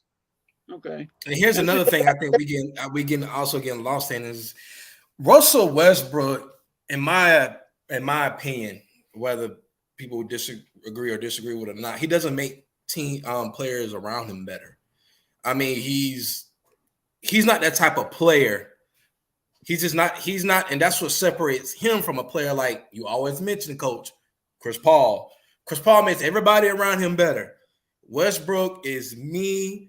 I'm selfish. I'm gonna make me better, and that's it. Okay. But this is my last thought on it, because I know we got to move on. Didn't Paul George and Kevin Durant win MVPs when he was running the point? Paul George never won the MVP. Oh, he got close to it. I mean, he should have. Got close to it. He didn't win it though, Coach. Kevin Durant won it. Kevin Durant win the MVP because of him or because of? Yeah, well, because of Russell Westbrook that Durant won the MVP. I promise you that. You don't think Russ helped him win? Helped Kevin Durant win MVP? Kevin Durant was going to be Kevin Durant with or without Westbrook. Right. I see where this is going. Next topic, Ray. No. What are you upset about? You honestly think Kevin Durant won the MVP because of Russ?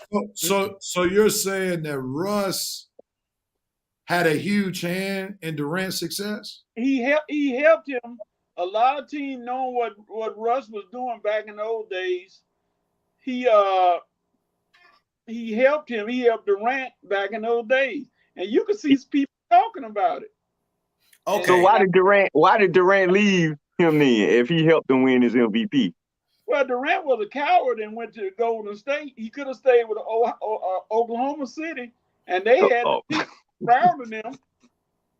And why would you think that 3 or 4 guys would go meet Kevin Durant somewhere if they didn't want to try to minimize the competition? Get him off the team. That takes your main competition away. Boom. Now we Golden State got another weapon. Oklahoma City, y'all don't have that weapon anymore. But ultimately, Kevin Durant left because he figured out I can't win with Westbrook. Right. Armani, they made the NBA Finals with him. How you figure they couldn't win with him? And what did they win? This is Kevin Durant's thoughts, Coach. This ain't no we us thinking it. Yeah. This is Kevin Durant's thoughts. Kevin Durant thought that he could not win with Russ. Can't win with him. Move on. The other piece to that is we gotta also. How can you not see that? The prejudice is there. Bye. Move on. The prejudice. What prejudice? You two talk about Westbrook more than anybody I know. We're telling you facts. Kevin Durant. Here's the point, Coach. Westbrook is not responsible for Kevin Durant winning anything, Coach. Come on, Rev. Hold on. Last thing about your championship. Let's not forget that part of the Thunder's success during that era was also with James Harden. Right. Because James Harden was on that team that went to the championship when they lost to Miami. So I think that 3 right there was the glue. Now, even though KD and Russ had a chance to beat Golden State, and they should have beat them, they just came up a bit short. But I'll say this to end this discussion. I think you'll have a huge argument on your hands, Coach, if you suggest that Russ was the main reason. You can't even get it out your mouth, Rude. I gotta be quiet. I'll say this. Russ helped him with team success. I will say that. There's no doubt about that. And that helped KD win the MVP because of the team success matching his production. But KD's going to be KD wherever he goes. That's just the bottom line as we see it. But good discussion, and we see that it's always a lively discussion whenever we talk about Russell. I'm just trying to figure out why KD. Nobody else ran KD off but Russ. And KD been what 5 teams now, 4 teams. Well, Coach, here's the reality. Here's the reality. Why did he leave Golden State? He couldn't deal with Steph, I guess. He couldn't get much. He wasn't getting the credit that he wanted. So he didn't leave because Steph Curry. He couldn't deal with Steph Curry. What did Steph do? No, he was upset that he wasn't going to get the credit because he thought winning those 2 MVPs was going to make him the man. But Steph Curry was homegrown. They raised him in Golden State. And he joined. That was going to be his team regardless. He joined an already made team that had won 70 games. So then let's go to Brooklyn. Now, he left because of Kyrie Irving at the end of the day in Brooklyn. That's why he left, because of Kyrie. And it wasn't because of Kyrie's play. That's why he left Oklahoma City, because of Russ's play. He left Brooklyn because of Kyrie's flaky personality. Right. That's a huge difference. Plus, Kevin Durant realized their play could have possibly won them a championship if Kyrie had a better frame of mind. Yeah. Correct. Because they gelled quite well. Yeah, they did. It was not a basketball thing. It was clearly off the court. The only time he left another superstar or another, teammate of that caliber was in Thunder because of Russ's play. That's right. That it is what it is. There you go. There it is. All right. Moving on. We got 2 more topics, and then we go right into you have the right. Actually, 3 more. Ja Morant, game changer or gangster. All right, Armani, it's on you, brother. How about it? Go. Listen, Ja, I think you're a great player. I really do. But you are trying to be something that you're not, man. You are not a gangster. You just not. You play in the NBA. Stop trying to portray something that you're not. You're not one of these street dudes out here on the corner hustling. Stop trying to act like you are, man. You have a Nike deal. You have a Gatorade deal. You got an NBA contract. Get a lot of guaranteed money. Stop trying to act like something that you're not.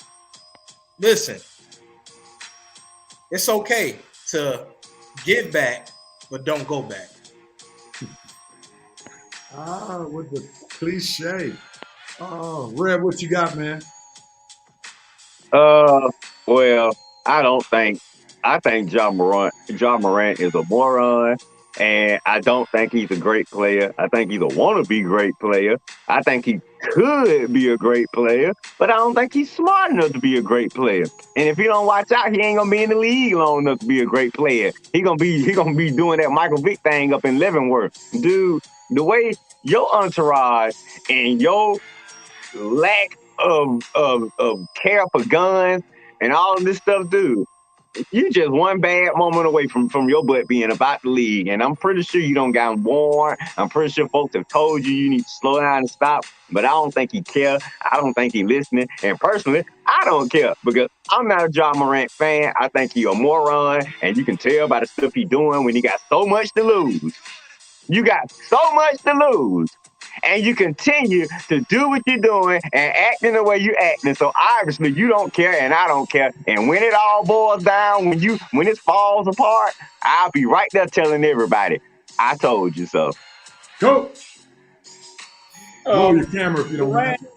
Morant is going to single-handedly cost the Grizzlies anything they got to be successful because of him trying to live this alternate lifestyle, which in turn causes them to implode. The Grizzlies used to be a bunch of guys who have fun and translated onto the court where they could all have fun together. They were doing people together. Now with Ja trying to branch out on his own like Bobby Brown tradition, it ain't gonna happen.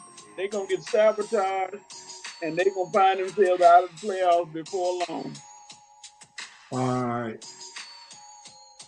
Good stuff. Good stuff. Real quickly, Coach, make sure your face is in the center of the camera so that when we put up the comments, it won't be on your face. All right. Ja is infected with the Memphis street culture. That's an interesting take. I know a little bit about Memphis, and Memphis does have some level of street culture. And Ja Morant actually fits like that Memphis kind of dude who's trying to be a thug. Yeah. He kind of fits that mindset. Actually, that's actually a good take. And maybe Memphis is not the right culture for him because they got some dudes who are like Ja Morant is country. And Memphis got a lot of country dudes there. And he kind of fits, he definitely fits the culture, man. That was pretty cool. I don't advocate for violence, but Ja Morant needs his chin checked. But this is a softer NBA. I would agree. He needs a Charles Oakley in his life. that would humble him real quickly. But the way they wanted something we've been screaming about, Nate did not know. Okay, you talk about y'all having a Hawks talk. Yeah. I told him anybody trying to talk about the Hawks right now. All right, man. All right. We're gonna move on to the next topic. I guess this is NBA, Jokic, and Embiid. Different criteria for black and white MVP candidates. Who brought that topic up? I think it was me because I heard Kendrick Perkins making some type of reference to it on the show earlier this week, and I just wanted to see what we thought about it. Do you think it's different? The criteria for the white NBA MVP different from the black MVPs? Because I guess they was referencing how Steve Nash, Dirk Nowitzki, and Jokic all won it when they went top 10 in scoring, but all the black guys who had won it were all top 10 in scoring. You see, so what are your thoughts, Coach? I mean, Red, jump on it. Well, I think Kendrick made us a little point. Now, I want to think that the NBA voters are not thinking skin color when they vote for the NBA MVP. I want to think we passed that time. It's 2023. I want to hope that the NBA voters are not, their mindset is not the 60s and 70s mindset when voting for the MVP. But Perk did give us something to think about. You know what I'm saying? Whenever thinking about Steve Nash's MVP, that his statistics were not better than Shaq's and were not better than Kobe's when he won, but he did win them. Dirk Nowitzki, I can't exactly remember what his statistics were and who was his top candidate when he won his MVP. Now the Jokic and Embiid discussion has been viable for years. But I understand why Jokic just won because Embiid has either had to deal with some durability issues, right, in some crucial moments, or he just had bad performances the year before and some. Coach. Yeah, they'll do it. And look at what Kendrick Perkins said. That he always tell everybody, just look at the numbers. And when you see the numbers, they'll show you what's going on. Embiid, last year was his best chance to win it. Should he win this year? Probably so, but yeah, I can smell a rat coming. They give it to Embiid because they don't want Jokic to be embarrassed winning 3 times in a row and no NBA championship. So it's a rat. Joel is playing MVP basketball. Like I said, he won it last year. So we'll see. Armani. I wouldn't say it's different criteria. However, I do believe that, when there is a hot, European player that can shoot and that have the same stats as, a black player that, because we don't have a lot of European MVPs, sometimes I think it's slighted towards them. Do I think that Jokic deserved last year's MVP? No, that should have been Joel Embiid. by the numbers. Look at the numbers. But hey, it is what it is. Can't change it, So yeah, that's my take on it. See what Reverend Night Nation talking about real quickly. Let's see here. Embiid was robbed last year, but it was close. The media and voters were infatuated with white boy. That is exciting. Yeah. That's the only reason that man won over Shaq and Kobe. Race is always a factor. I'm going to slightly disagree in this context. I'm going to slightly disagree.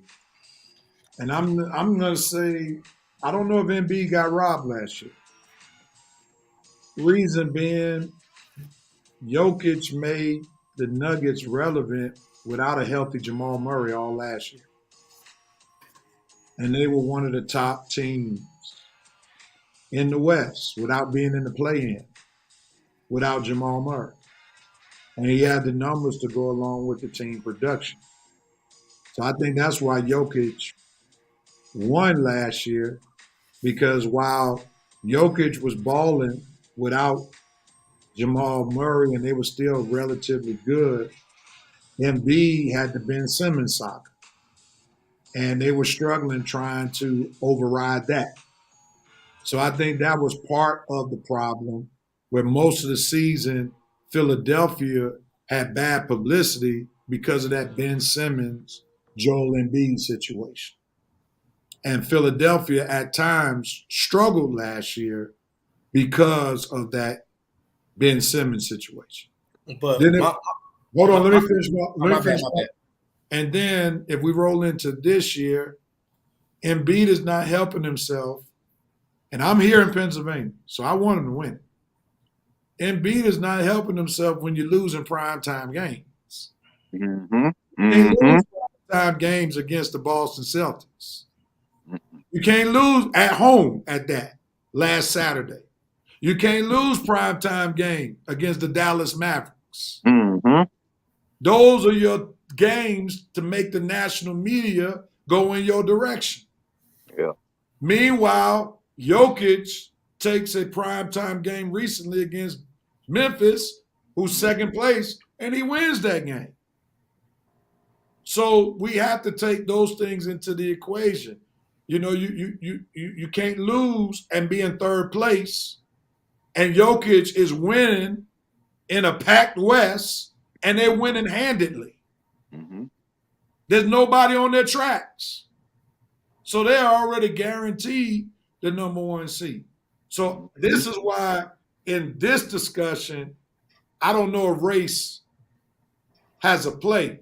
Could that be argued back in Nash and Kobe and Shaq somehow, but Phoenix was winning at that time. And they were winning somewhat at a higher clip, or, Shaq and Kobe were canceling each other out to a degree. So that may have hurt either one of their cases during that time. But anyway, Joel Embiid this season, he hadn't been winning those key marquee games. So Armani, I'll back up. What you got to say? But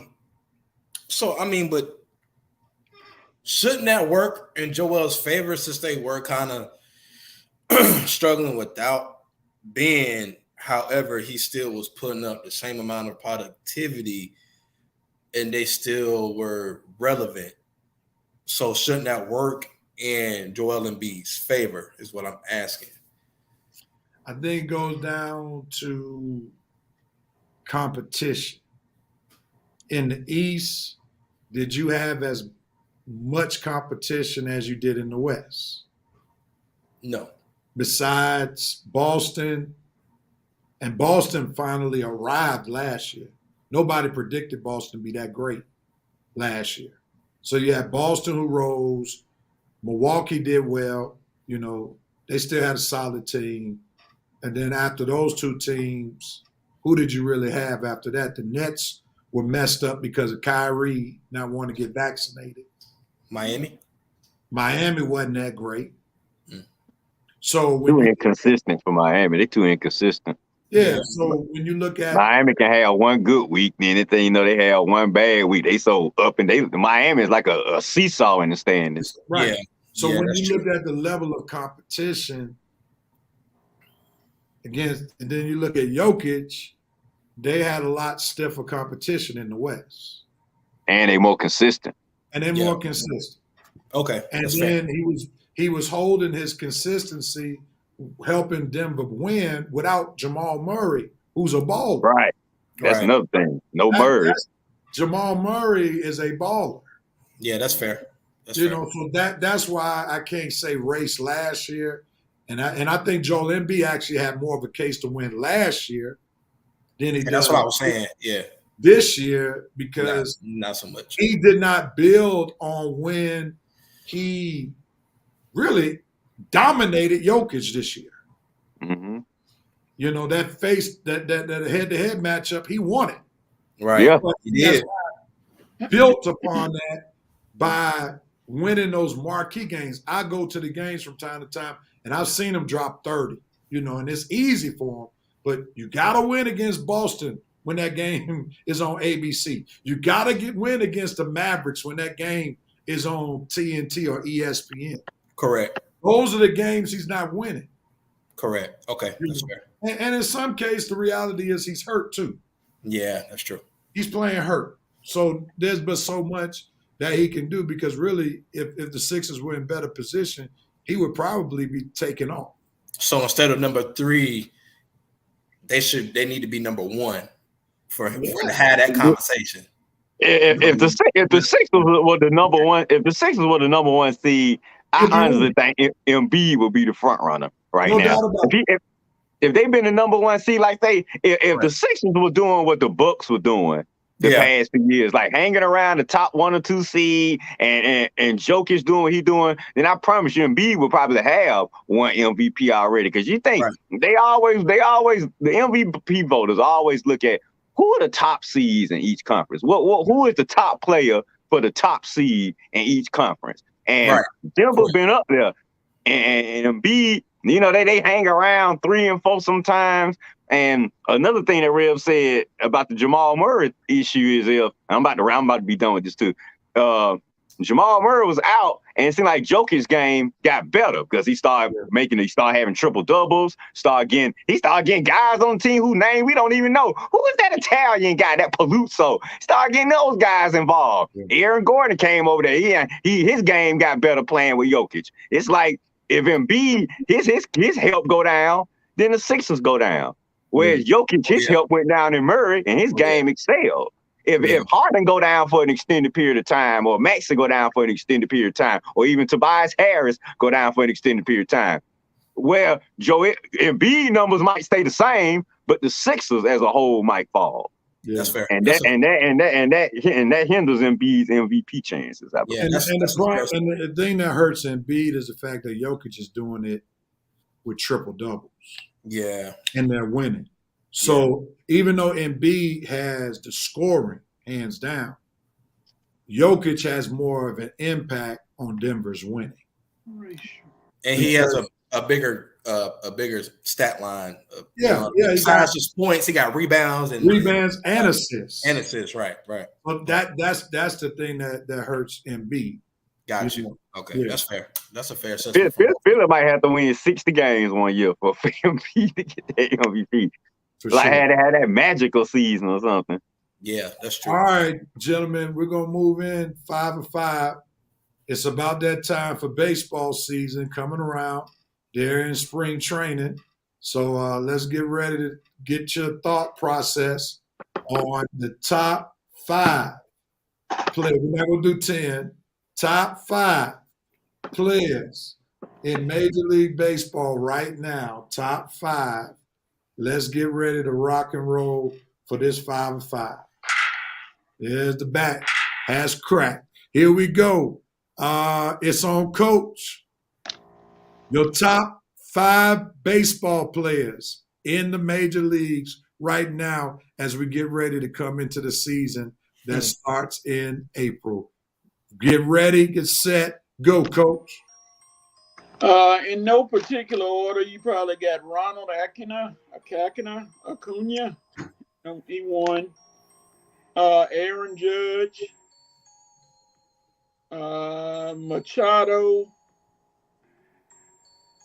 Um, I would say I almost want to say Verlander for longevity to being able. No, not Verlander. Degrom, just to get a pitcher representation. And the number one, I can put him in order number one without a doubt.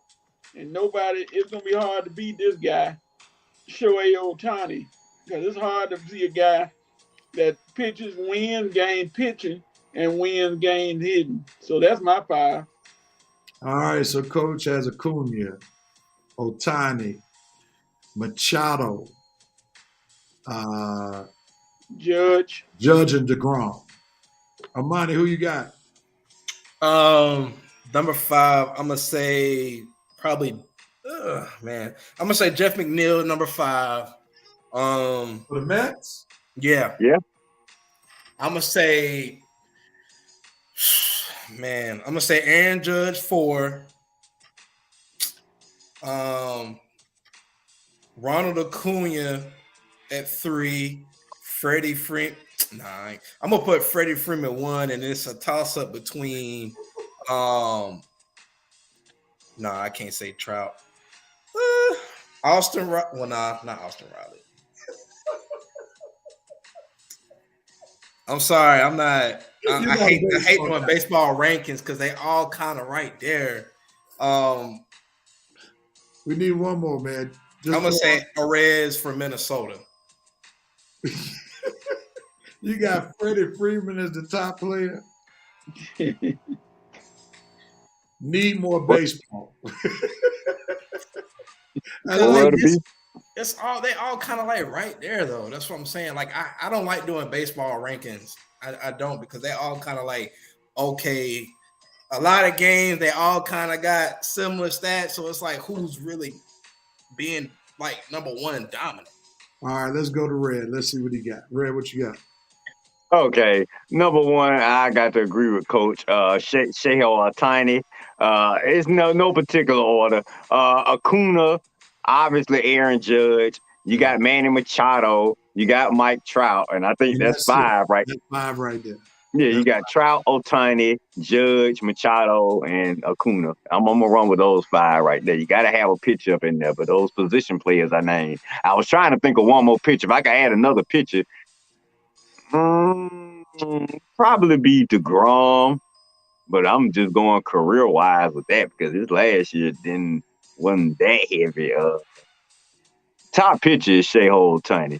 And I got to think about who I want number 2. I'll go with DeGrom right now, but there's somebody out there that's number 2 that I ain't thinking about right now. I don't want to name the old guys, Verlander and Scherzer. Trying to think of somebody with a young arm. I might go with one of those boys in Tampa Bay. Glasgow is pretty good. Joe Musgrove with San Diego. Let's start with 5, Red. We ain't gonna have Okay. Go ahead, Real. I gotta reel you in because you start going to everybody's roster. But I'm a question: should Mike Trout be out there because he's never proven himself in the postseason? Should Trout be on the list? Yeah, that's a good. But I can't poo-poo that question. Yeah, that's a fair question, but I think that's fair. We've never seen him do anything on the big stage. Okay, yeah. I give you. Okay, that's fair. We'll give you that. Okay, Brad. Well, you can throw Yordan Alvarez in there, even though the Braves shut him down when we played in the World Series. He's like the Jokic of baseball without going to the playoffs. We talking about Trout. Trout, yeah. Trout. Okay. He put up big numbers. Look at the numbers, as Coach would imitate Kendrick Perkins, but he has no numbers when it comes to the postseason. That's why I don't understand. I mean, I can understand you saying he's one of the top players, but for everybody saying the top player, man, come on. Well, like you say, you got to show me some playoff production now. If you're on the team and if you're not going to ask for a trade, partner, You want to sit in Anaheim or your whole career, make that $400 million, but don't go to the playoffs? Hey, that's on you, Trout. But don't That's think on we him. don't, like Rev said, don't think we're gonna put you in the top echelons of these great ball players if you never prove it in the postseason. So Rev, I'm with you on that. Good point, because you're right. He could easily have asked for a trade. He from Philadelphia. Why you ain't go home and play with Bryce Harper? What I'm Bryce, saying Bryce Harper was trying to do, set it up. you die hard Phillies, but you play baseball in California. I don't get that at all. If you die hard Philadelphia, why? If Philly's got a good team right now, I'd be saying, get me to Philly. Well, I must admit, But I'm saying, try as long as he in Anaheim and not going to the playoffs. Yeah, you're right. It's gonna be keep hard to keep putting him up there with these top players. I must admit, I'm taking issue with all of y'all's list because there was a name that was missing. Michael Harrison, your son. I knew you. I knew it. I knew it was coming. I knew it. Michael Harris. Michael Harris, no name, Junior. Top five. No. He will be in the top 5 in time to come. He'll be in the top. Yeah, okay, I say. Now, Rev, you know, he one of my favorite players, but number one, I couldn't put him in over Acuna after No, I'm just joking. I'm joking. Okay. He doesn't have the resume. He doesn't have the Okay. But I will say this. I was very empowered by what Chipper Jones said this past week about Michael Harris, that he is a superstar. That's what Chipper Jones said. He having a good spring. He had a great rookie year. Mm-hmm. Before you go somewhere else, he had a great rookie year, great spring, and he has a great name. I knew that was all right, Rev. Hey, don't get caught up now. Hey, they gonna want some of that child support back now. This is my theme music. That's why I call him Junior Harris. That's my theme music right there. I call him Junior, but yeah, Junior Harris and the guy from Seattle. I expect big things from them. That's what I'm saying. Hopefully, he's gonna carry us into the next generation, because whatever Albus and Acuna don't do, I'm expecting Harris to pick it up. Right, so like you say, Braves got a nice little core, and if Harris turns into the superstar we think he's gonna be, oh man, you might as well just get ready to add another ring, because the other players we got, Acuna, Albus, Riley, those guys are stars. You give us a superstar to go with that star, and we already got Freed, Wright, Strider on the pitching staff. Those guys are star caliber to me. So, like I say, Braves. Boy, you know I love him, but he got to prove it to us. What you say, Coach? I told Rev if he hadn't given up baseball, then he have a legit argument, but he gave up baseball too soon. Soroka, that fifth spot, Soroka, Ian, and Elder, they fighting for it. I tell you what, whoever they pick to be the Braves' fifth starter, he probably gonna have one of our best seasons this year, because they got talent. That's what I say. Somebody, whoever that be that fifth starter, gonna be balling. Well, I may be going to one of their first games in Washington when they open up the season, so I may have to make that trip up there to watch one of those games. Maybe that Saturday afternoon game to see them play the Nationals when they open up the season with them. Well, just as long as you don't walk up to Michael Harris and introduce yourself and say, "I'm your daddy, boy." I'm gonna walk up to him and say, "Who's your daddy?" Rev, I wouldn't even tell him my name, man. Just say I'm Rev Harris from the Rev Red Show. Say I'm Michael Harris. Yeah, boy. I was Michael Harris before you. I might have been Michael Harris before his daddy. Who knows now? His dad's probably old. see all that. All right, man. Let's before somebody hears the wrong stuff, man. Let's move on and talk about. Rev got a son in the baseball league. Right. Let's move on. All right, gentlemen. As we conclude this show, who has the right to do what, when, where, and how? Who got it first? I was XFL football. You have the right to go be shown on the History Channel or the Food Network where you can get more people to watch.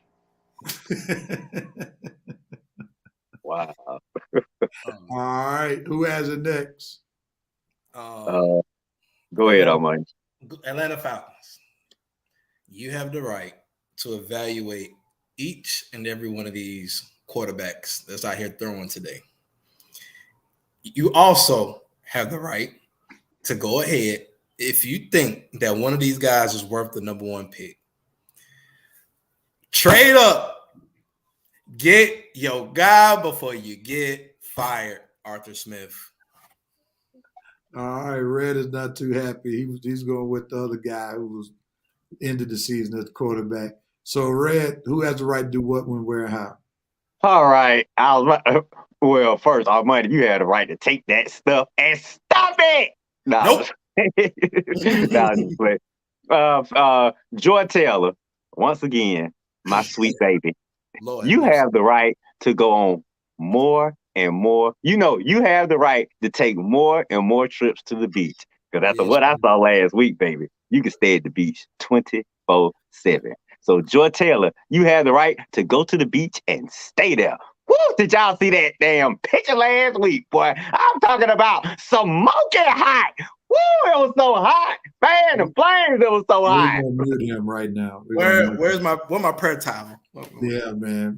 All right. So, Red, as I mute you, you have the right not to bring up Joy Taylor for a long, long time. we gonna give you the Pittsburgh Steelers treatment that we've given Coach. Oh, yeah. Oh my God! Yeah. So that's 2 weeks in a row. So it's going to be an obsession. That's 2 weeks in a row. We're not even breaking it up no more. It's Joy Taylor this week. So we ain't hear Joy Taylor for a while. All right. I'm sorry, Joy. Let me jump in. Los Angeles Lakers, you have the right to put some W's on the board while LeBron is hurt, so y'all can still be in contention to be in the play-in by the end of the season. All right. We're going to have to check Red's house to see if there are any Joy Taylor posters or check his phone. He probably got a. Now, wait a minute. Let me check on my phone now. You check the house. He probably got her as his wallpaper on his phone. But nevertheless, everybody, thank y'all so much for watching episode 272, right? That's right. For the Red and Red Sports Show. We thank y'all so much for watching, and we'll be back next week, same time on the show. If I could find we got so much Joy Taylor talk, I done lost my spot. We'll be back next week at 11 o'clock for episode 273 on the Red and Red Sports Show. If you enjoyed the show, share it with somebody. Let somebody know about the Red and Red Sports Show. Episode 273 coming to you next week, 11 o'clock. Same Facebook page, same YouTube channel. Peace and love. We're out of here.